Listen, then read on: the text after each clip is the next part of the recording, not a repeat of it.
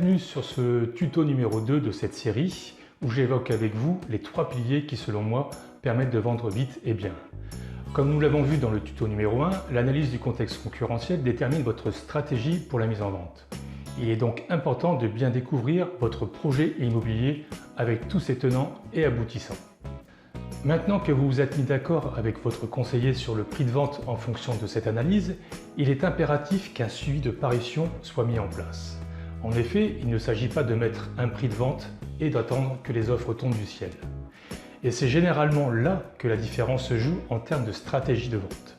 Votre conseiller doit suivre quasiment au jour le jour en mettant en place des alertes sur les parutions des biens similaires, mais aussi sur l'évolution des biens qu'il a jugés dangereux en termes de concurrence pour votre bien.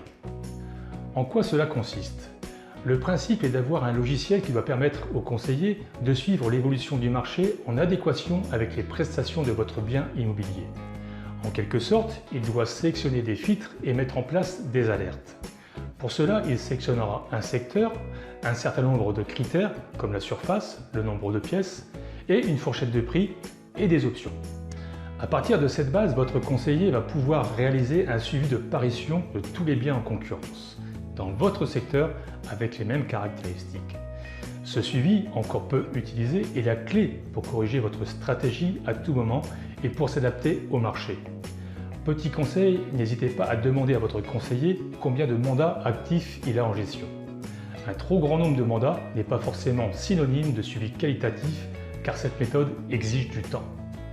Une fois le paramétrage bien calé et enregistré, le conseiller va pouvoir analyser tous les biens en concurrence. Il va éplucher les photos, le prix et son ratio au mètre carré, le descriptif, sa localisation, bref, tous les détails indispensables pour classer la concurrence et la mettre en surveillance.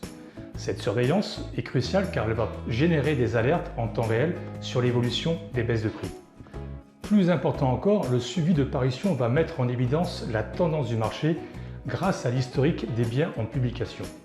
Autrement dit, le conseiller va avoir accès au pédigré de chaque bien sur le marché actuel et cela va vous permettre d'éviter les mêmes erreurs.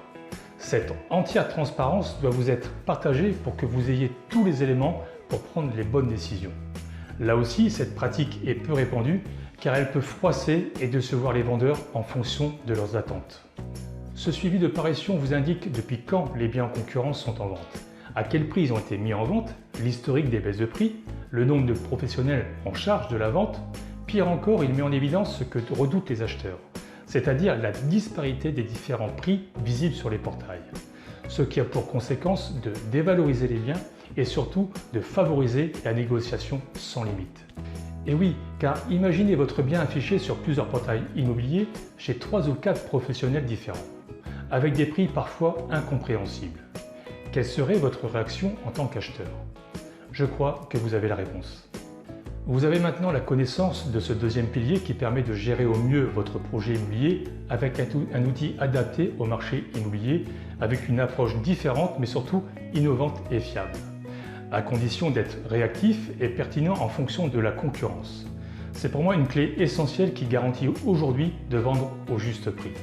Cette étape dans le suivi est incontournable pour mes clients.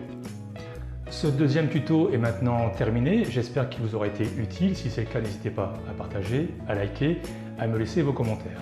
Je vous invite à poursuivre avec le tuto numéro 3 de cette série pour connaître le troisième pilier orienté sur le taux d'attractivité. N'oubliez pas, je reste à votre disposition pour vous accompagner dans votre projet immobilier. Je vous retrouve très vite pour de nouveaux conseils. À bientôt et merci.